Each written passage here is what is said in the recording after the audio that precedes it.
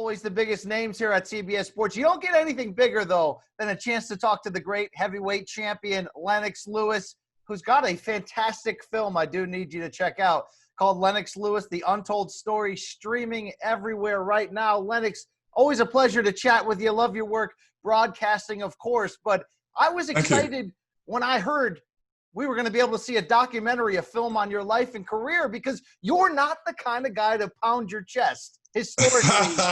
It's true. And call out your legacy. But here's a film that makes a very interesting case. Tell me if I'm wrong. You're right. That we missed it in the U.S. Lennox Lewis might be the greatest heavyweight of all time. I'm not sure after watching that. Hey, listen, I just want people to see my story. You know, everybody's seen Mike Tyson's story. Everybody's seen Muhammad Ali's story. And, you know, now it's time for my story. So it gives a brief overview of, you know, my life from the humble beginnings till now. So, and it actually, you know, gives a comparison. You see Mike Tyson in the documentary as well. Great additive. You know, you could see his life and claim to fame, and also mine, because we were actually, you know, running that same path in 1983 World Junior Championships in Santo Domingo. I was there. I won it. And the American team said, hey, you know, the best, there's a guy up in the Catskills. He doesn't like taking planes.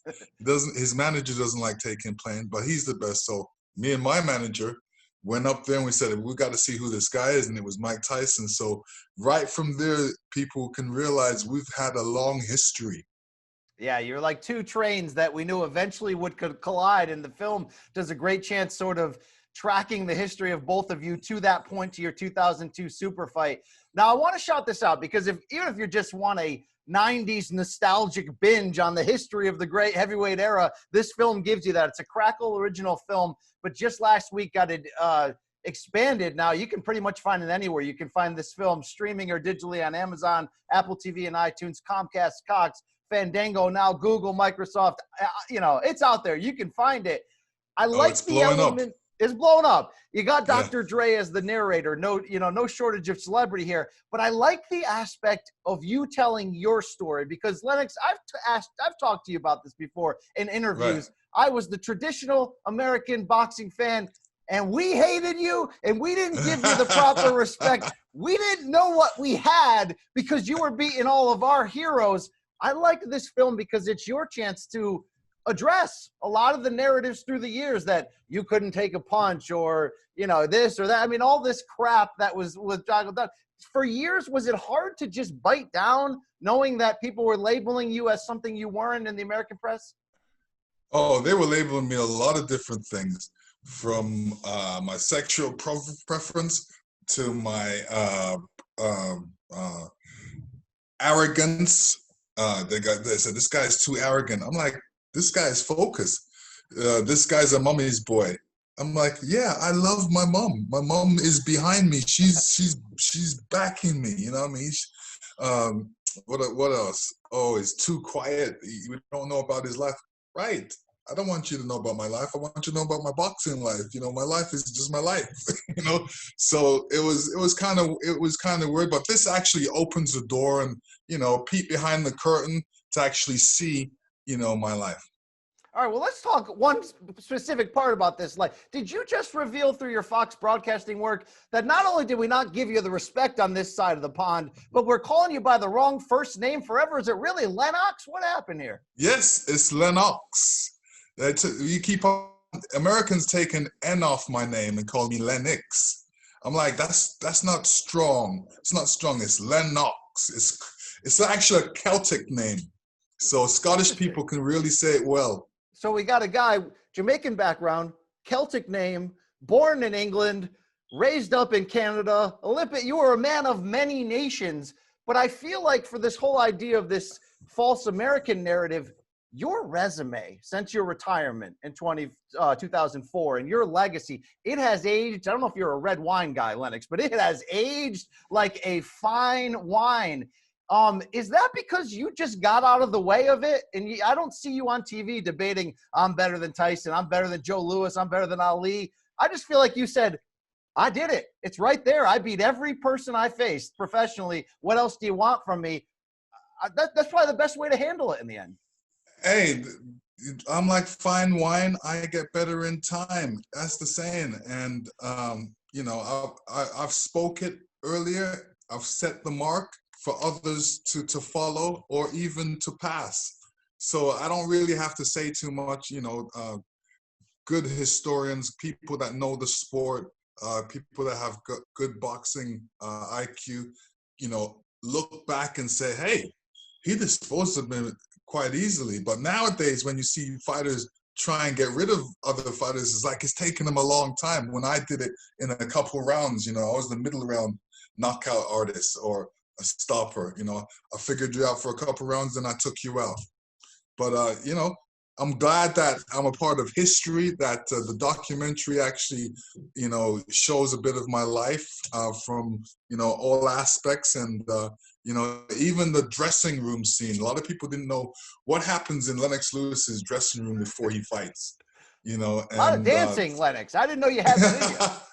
oh yeah, we're partying. It's a party in there. It's like that. You know, we're doing that war dance in the change room, and then when we come out, we're coming out to, you know, chase those crazy ballets out of town. Well, I like the culture. I like the representation of your Jamaican background as well. I also like Dr. Dre being in the film. How do you hook that up? Is he a big time Lennox Lewis fan or what? Oh yeah, and thank you. You say my name correctly. I love the hell of I say it. Let me tell you, I'm a fan of his, and we met and we just hit it off, and we realized that. Well, I realized he's got a great mind, and you know, I love speaking to him. You know, for hours we just speak and go back and forth. So, you know, he's definitely a brother from a different mother.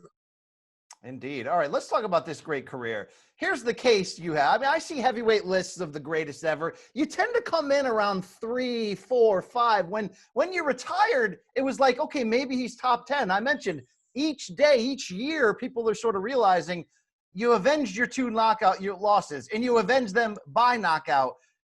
You unified undisputed championship with Evander. You knocked out Mike Tyson. George Foreman openly said, I want nothing to do with him. Riddick Bowe was throwing titles in the trash, although you did get the Olympic gold medal win over Riddick Bowe. That's me saying you fought everybody you could, even Vitaly Klitschko on the way out. And it's interesting in terms of how strong you stand. I mean, this 1990s, it's right there with the 1970s, I think you'd argue, as the deepest and greatest heavyweight era we've ever seen in this sport. Does this argument matter to you? Do you want to see people one day put you above Ali and Joe Louis? No, definitely not. You know, I don't. I would want to be put in the era that I belong, and I would say that the men before me were guys that opened the door for me. You know, I couldn't do it if Muhammad Ali wasn't there first.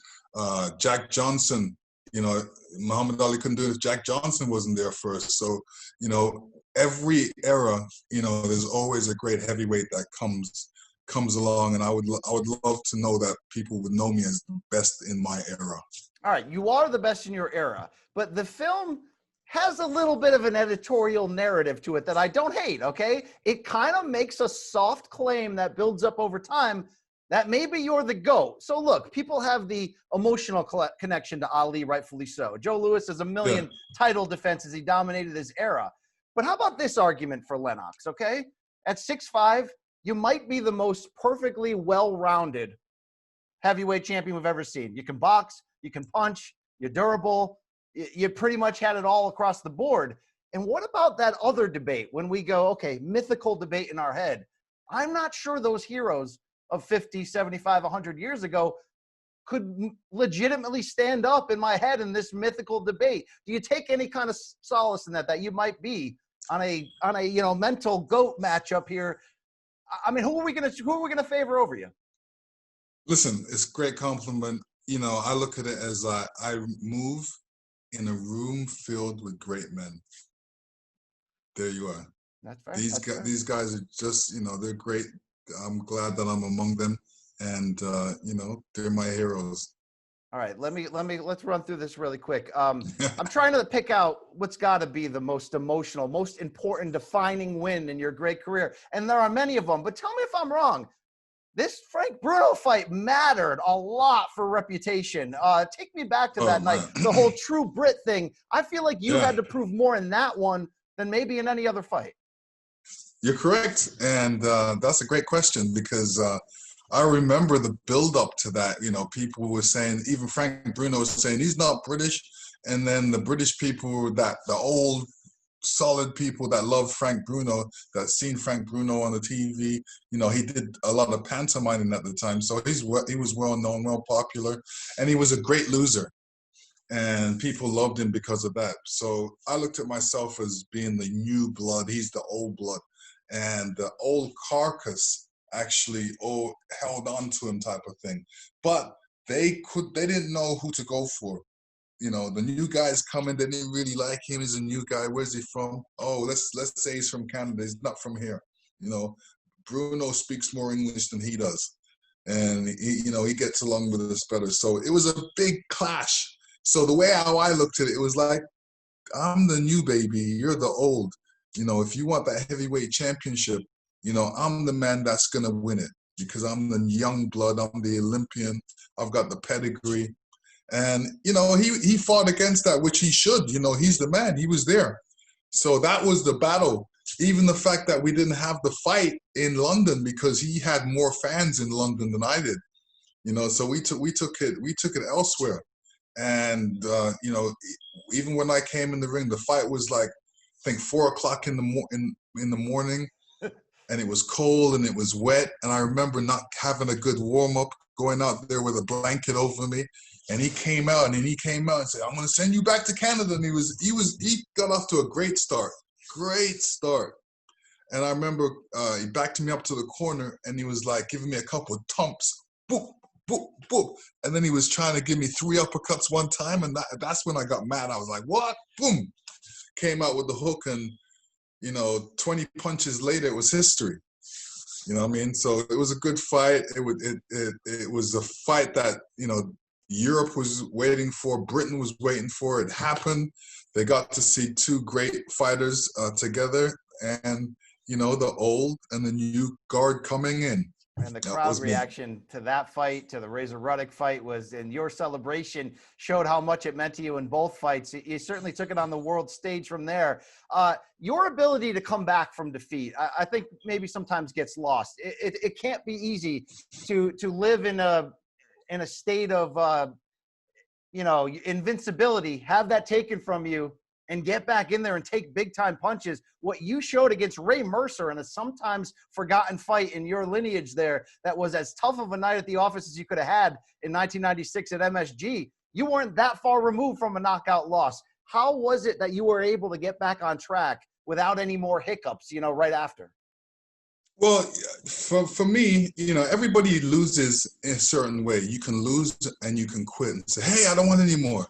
You can lose where the referee stops the fight and you say, "No, I want to fight." You can lose, and you can lose just like you've lost by points. The guy beat you up for every round. For me to lose, being the heavyweight champion of the world in the second round, and the guy didn't beat me up for all these rounds, and it's the 12th round and the referee stops it, I basically got knocked down. Boom. I got back up to my feet. I am the champion. I should have been able to continue.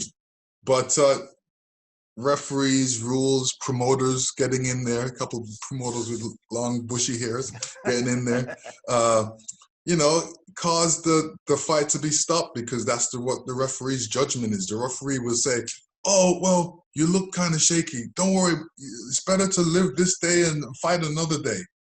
I'm like, fighters are warriors. They want to go on. They want to continue. They want to go out on their back, on their shield. But I wasn't allowed to do that. I understood it. For me, that loss was like, okay, I fell off a horse. Allow me to get back on. I will not fall off again. So that was my mentality. It's like, okay, I knew the mistake I made by the time I got out of the ring, so it was out of me. It wasn't like, oh, I was upset. I was a bit disappointed, a bit embarrassed. Yes, and these are the things that you have to go through being a champion or being a fighter that knows when you step into the ring, there can only be one winner. And you just have to make sure it's you. Well, you certainly did that coming off of that McCall loss, and you got it back against him in one of the weirdest fights of your career. Man, 97 was a weird year. You fought 3 weird opponents, Akinwande and McCall, and of course, Galata was the third one. But you also came back from that well-documented 2-fight run with Hasim Rahman. You've had some great knockouts. You deposited him on the canvas with the Don King crown sign on the mat right above him. I mean, it's like a piece of artwork. It's got to be your favorite one. Come on. Listen, yeah, it was one of my favorite. One of my favorite because, you know, me and Hasim Rahman went back a long ways in the sense that, you know, I gave him an opportunity to box for the heavyweight championship of the world, but he didn't follow the script. You know, it was supposed to be a good fight for a number of rounds. You know, he's not one of these guys that's going to go, you know, and quit in the second round. He's a durable, tough dude.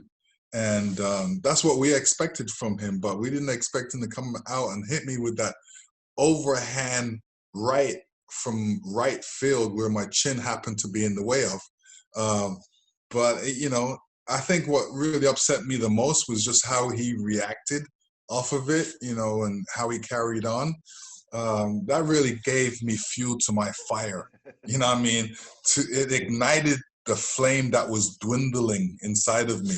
So he gave me some fuel for it, and I'm kind of glad he did that because it just reinserted me into training and focusing on what got away from me for a moment. It was on loan. My titles were on loan, and it got away from me for a minute. But I told everybody I was going to get it back, and I did. Let's close with this, and you're a busy man. I could chat with you for hours on fight by fight. Lennox Lewis, The Untold Story, is the film, a Crackle original. You can find it streaming just about anywhere in any digital space at the moment. Look out for it. But is this the end of the Lennox Lewis story? Because your brethren in the game, Mike Tyson, is 50-something, and he's getting millions of people to buy pay-per-views, and he's winning fights again. Evander wants to come back. Roy was back. At 55, Lennox Lewis, you walked away with your legacy as perfect as you could handle it. You're going to come back? What's going on here? Well, let me tell you. I'm going to tell you this like this.